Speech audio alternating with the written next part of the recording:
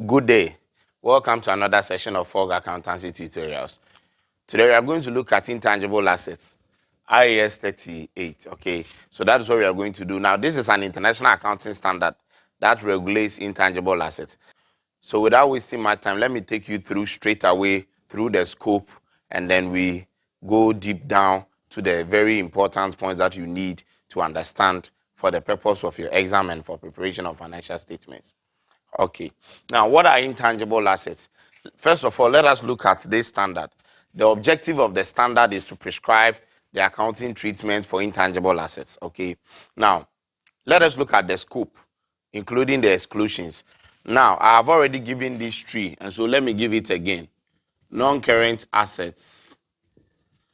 I told you that we have tangible and intangible non-current assets.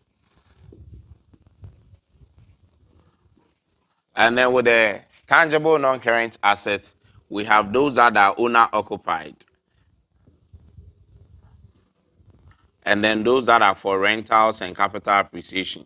Now, those that are owner-occupied, we call them property, plant, and equipment. They are being regulated by IAS 16. And then those that are for rentals and capital appreciation, we call them investment property. That is being regulated by IAS 40. And then the intangible non-current assets are being regulated by IAS 38.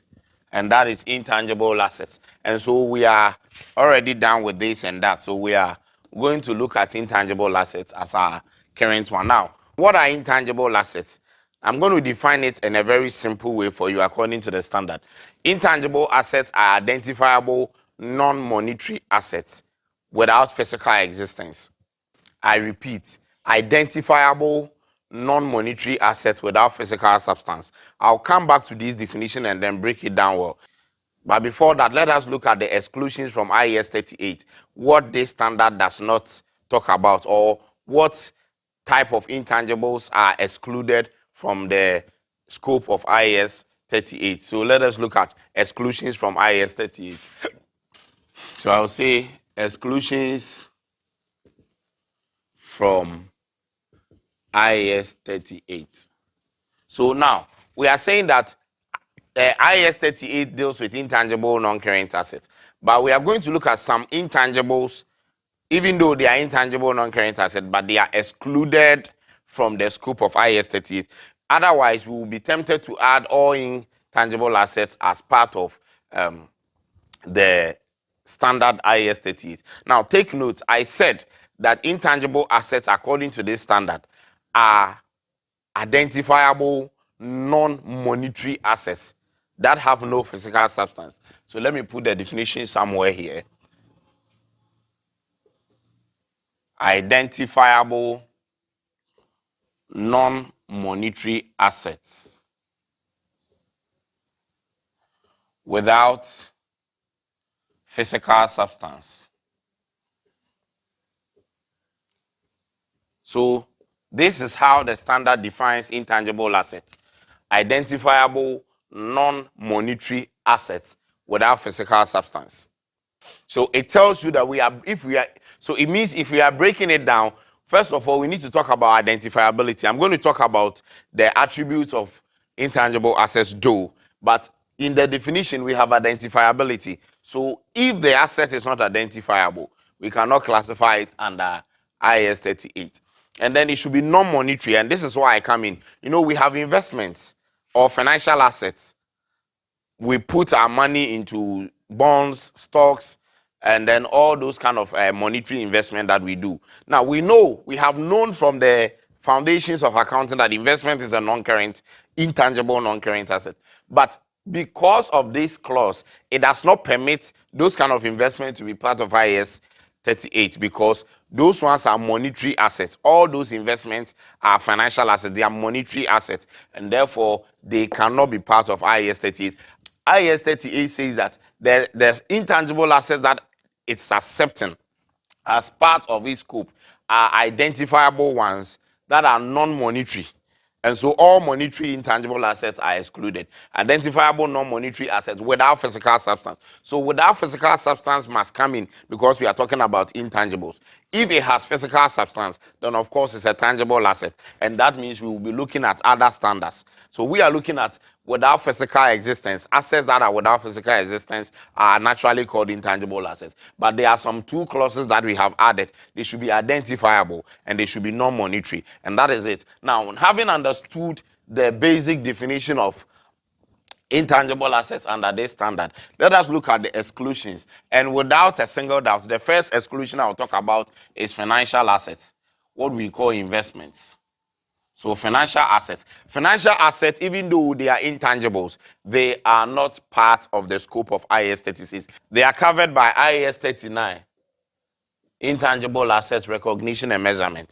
So it means that financial assets are part of financial instruments and therefore they are being regulated by a different standard, even though they are all parts of intangibles. However, they do not meet the definition of non-monetary because these are monetary assets and they are excluded from the scope of IAS 38. All right. Now, the next exclusion from this, we'll say intangible assets that are within the scope of another standard. So intangible assets that are within the scope of another standard.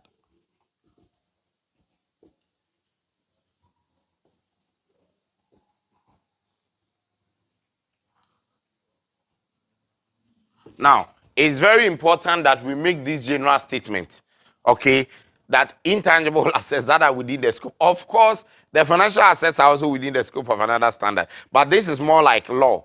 You need to create a big room so that there will not be any holes for or margins for errors. So intangible assets, once there is an intangible asset that has been identified as part of another standard scope, then it will not fall under IAS 38. So that is the second exclusion. Now the third one is about the recognition and measurement of exploration and evaluation assets. So the recognition and measurement of exploration assets, usually used for mining, and evaluation assets. Even though they may have no physical substance, once they are evaluation and exploration assets, they are outside the scope of IAS 38. And then finally, we look at expenditure incurred on the development and extraction of minerals, oil, and all those other non-generative resources. So expenditure incurred on the development and extraction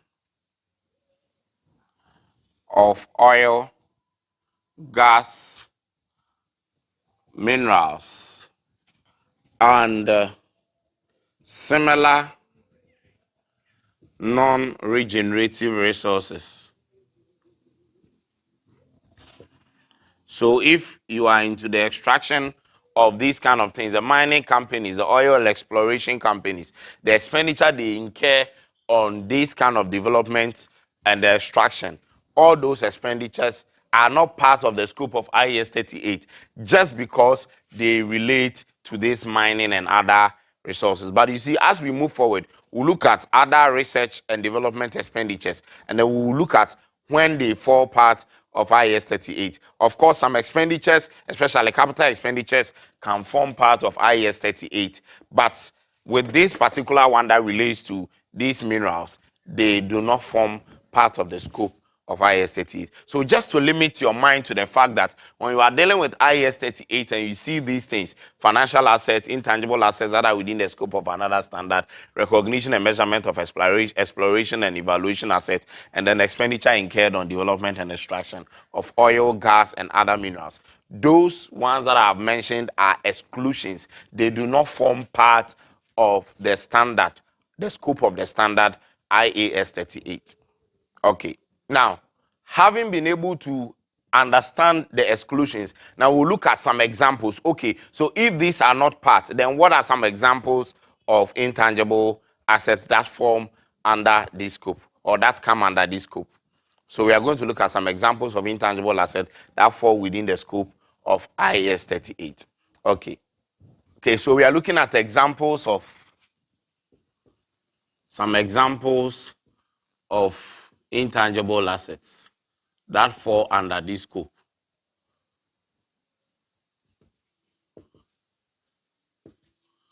Examples of intangible assets under IAS 38. Now, these examples of intangible assets that fall within this scope. Now, we have patents, we have trademarks, we have copyrights. Now, sometimes you ask yourself, how are you going to value all these things? I've come to the recognition criteria, okay? Now, I'm going to list a lot of them, but we can only recognize them when they meet the recognition criteria. Now, it will differ from company to company. A company that cannot quantify its trademarks cannot recognize it. But a company that can establish the cost can recognize. So I'm just trying to let you understand some examples of intangible assets that is recognizable. So patents, we can even talk about computer software. Usually computer softwares also fall sometimes into the patent right. And then you'll be shocked to hear that customer list is also an intangible asset. Yes, customer list. We have motion pictures.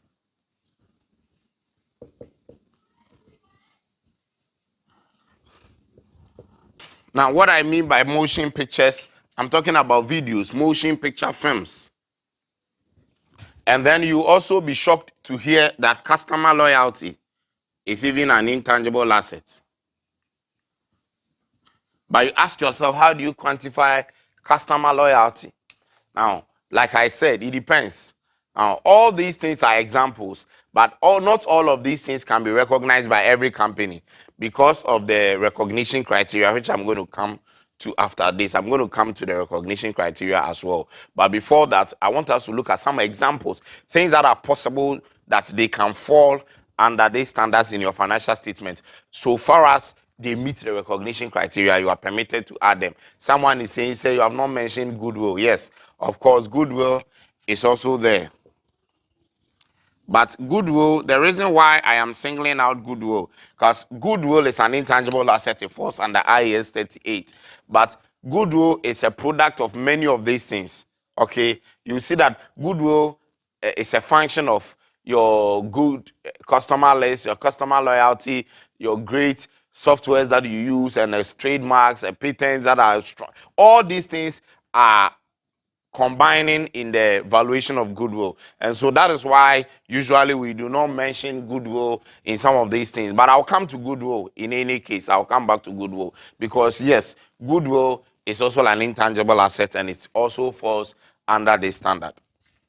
Now, let me also look at some things like franchise agreements, franchise import quotas.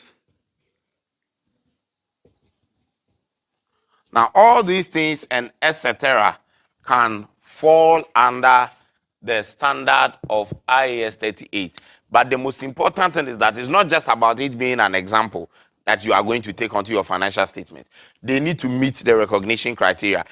It may meet the criteria in one setting, another setting, they may not meet the criteria. So you don't just jump and put customer loyalty on your financial statement when you don't know the amount you are going to quantify it or how much is the cost of customer loyalty. And so, yes, cost is one of the criteria for recognition when the cost can be measured reliably. But I just want you to understand that these are examples of intangible assets that are permitted to come under the scope of IAS 38. And above them all, goodwill also comes in. And I'm going to talk about goodwill extensively as we move on. Okay, I'm going to talk about goodwill extensively. It's one of the things that I'm going to take my time to explain very well. Okay, so these are examples of intangible assets that fall under the scope of IAS 38. Okay. All right, so now the next thing we are going to look at attributes of intangible assets under IAS 38. Attributes.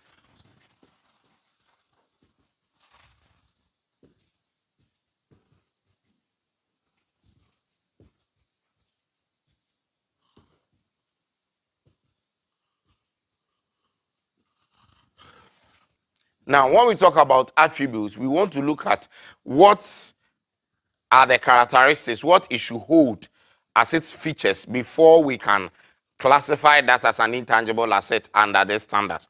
Okay, so there are basically three main attributes that intangible assets should have under these standards.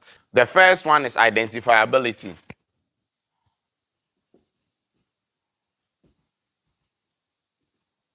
I've already mentioned it in the definition, identifiability. Then the second attribute should be control. And the final one should be future economic benefits.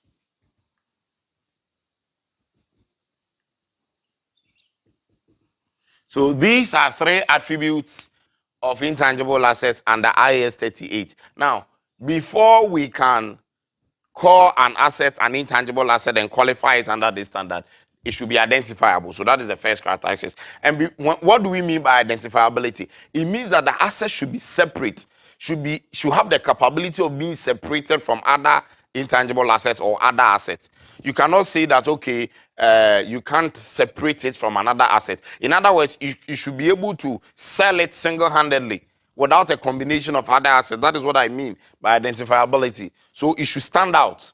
That is the first attribute. If you have an intangible asset that does not stand out or is not identifiable to say, or you cannot sell it single-handedly without combination with other assets, then you cannot classify it as an intangible asset under the standard. The second attribute is control. You should have control over it. The company must control the asset.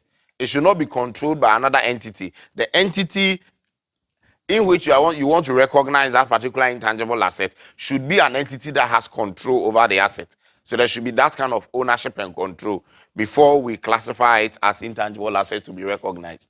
And then the third and the final one is that future economic benefits should flow to the entity from the continuous use of the asset. So that particular intangible asset that we are recognizing should have the capability of bringing in some future economic benefits for the remaining of its useful life. And that is what we mean by future economic benefits. So, ladies and gentlemen, these are three attributes of intangible assets to be recognized under IAS 38 when you are asked to produce them. So, having understood the attributes, then we want to look at some terms, okay, definition of certain terms that are related to this standard. So we are going to talk about some terms. You may not understand the importance of some of the terms that I'm going to explain now, but in the subsequent part 2 and 3 of this video, you really understand them because we are going to use them in most of the analysis that we are going to do and then the questions that we are going to solve.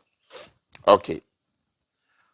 Now, let us look at some terminologies to define. So some terms and concepts that are related to this standard. Now, the first one I'm going to talk about, okay, I'm going to mention some terms and I'm just going to explain them because they are related to this standard. The first one is an active market. An active market.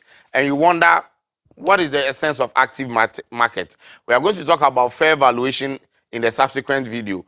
And we will see that active markets play a very important role in the revaluation model, okay? And so what is an active market? An active market is a market in which three things exist, and all the three must exist. Three things exist, and all the things in the three must exist. The first one is that the items being traded are homogeneous or of one kind. The second one is that willing buyers and sellers are available at every point in time. And then the third one is that prices are available to the public.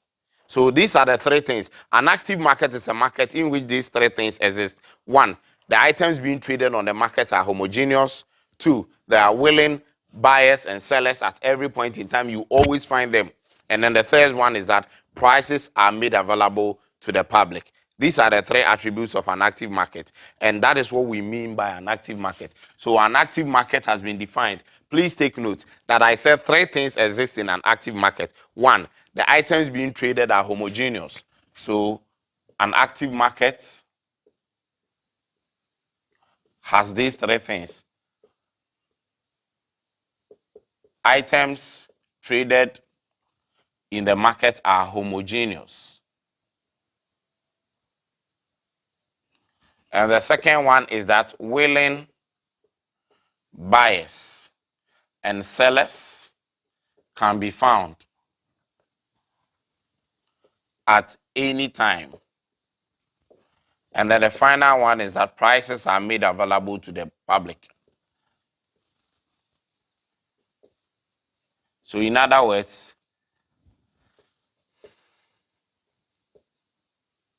it is an efficient market, so to say. There is some level of efficiency in an active market. That is what we try to say. And so that is the first concept that you should understand.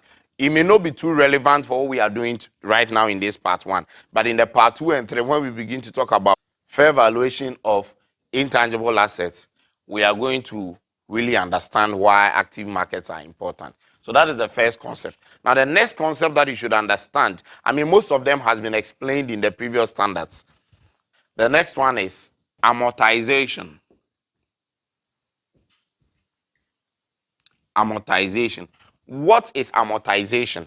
Amortization is a brother to depreciation, just that they are in the different jurisdictions. Okay, depreciation is the fall in value of a tangible non-current asset, and therefore amortization is the fall in value of an intangible non-current asset. So when these intangible assets are losing value, we call it amortization. When the tangible ones like PP and investment property are losing value, we call them depreciation. So it's just a term for a fall in value of an intangible non-current asset. And the same way as we calculate depreciation, we are going to use the same approach. We spread the assets cost over its useful life. And every year we write off a portion that we think has been used. And instead of calling it depreciation in the case of a tangible, over here we call it amortization. So while property, plant, and equipment depreciate, intangible assets amortizes. And that is just what you should understand from the concept of amortization for now. Then we move on to the next term, which is entity-specific value or value in use.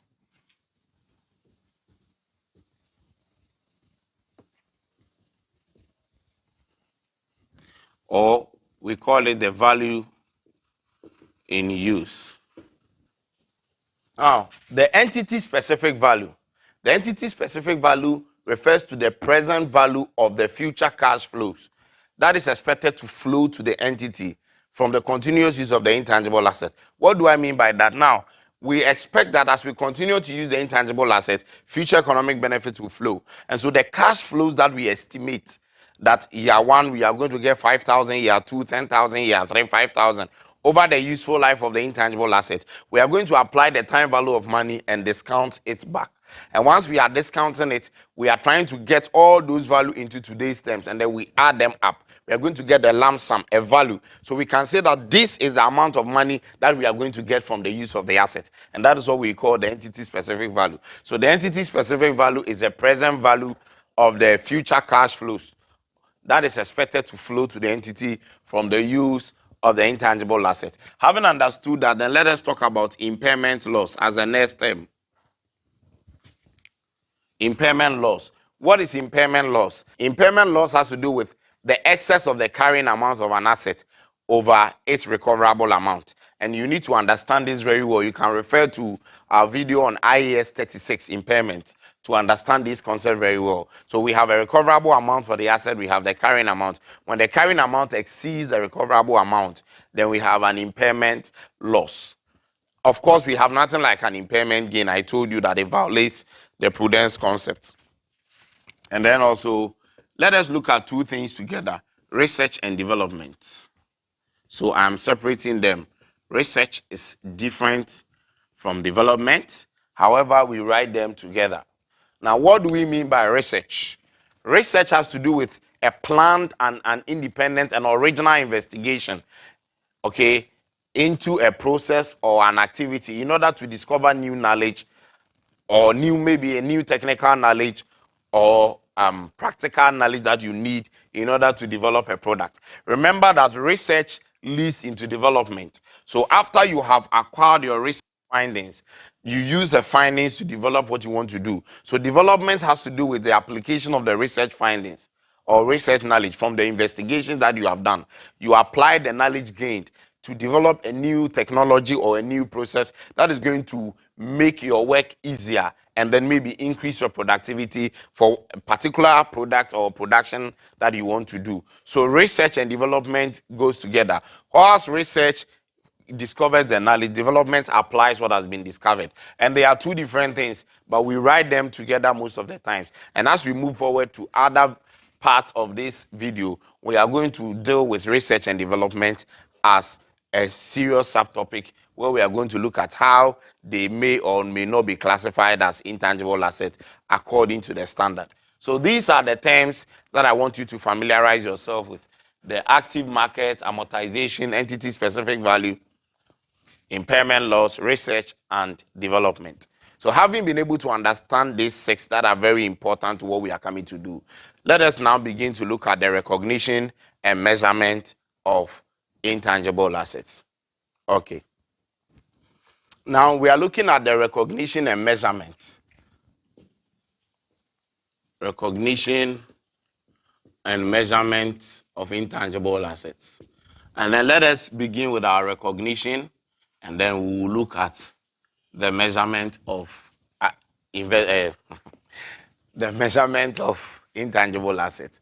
Now, what is recognition? Recognition simply means you are incorporating the intangible assets onto your financial statement. Incorporation of the intangible assets into the financial statement. That is what we call recognition. But we cannot recognize it. We need a criteria. We need a guide. Something that should guide us to when to recognize and when not to recognize. And so let us quickly look at the recognition criteria. So the recognition criteria has always been the same for the assets that we have done for PPE, for investment property. But with the intangible asset, there will be a slight modification. We are not going to change the two that we know, which is the cost can be measured reliably and then the future economic benefits will flow. Those ones are always the same. But there's going to be an addition, okay? We are going to add some things. The attributes that I mentioned must be added. That is what it means. So the recognition criteria, all these four must be met. The first one is that the asset is identifiable. So it is identifiable. So we only, in other words, you say that an intangible asset under IAS 38 may be recognized in the financial statement if it meets the following criteria. One, the asset is identifiable. Two, it is controlled by the entity.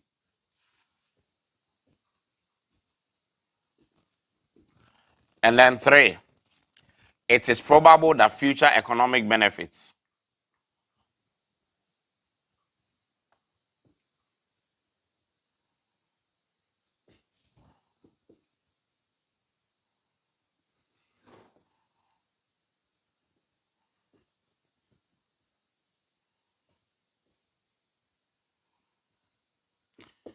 It is probable that future economic benefits will flow to the entity from the use of the intangible assets. So these three are the attributes. And then the final one cannot be ignored, that its costs can be measured reliably.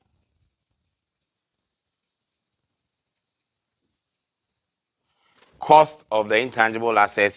So this is the recognition criteria. There are four of them.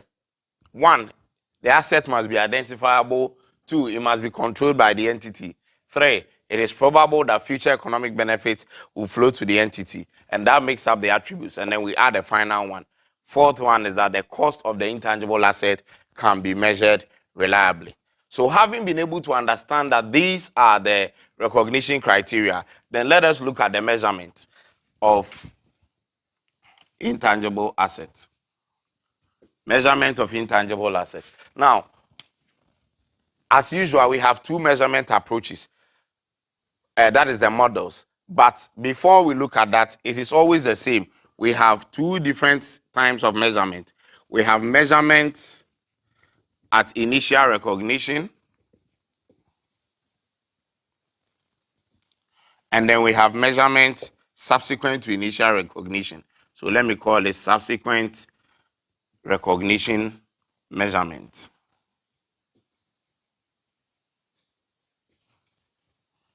Now, We have measurement at initial recognition, and then we have measurement subsequent to initial recognition. Now we have two different models that we use. So measurement models,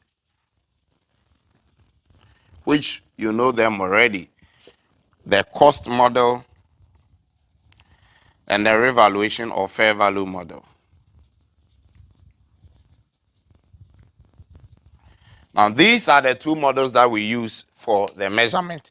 We have the cost model and then we have the revaluation model. We all know that at initial recognition, we have no option than to go by the cost model. But at subsequent recognitions, we have two options.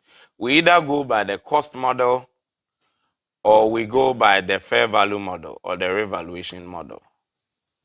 So this is what we are going to do. So we have initial recognition being the cost model, and then the subsequent recognition, we can either go by the cost model or we go by the fair value model. Okay. So, ladies and gentlemen, this brings us to the end of the part 1 of our lesson on intangible assets.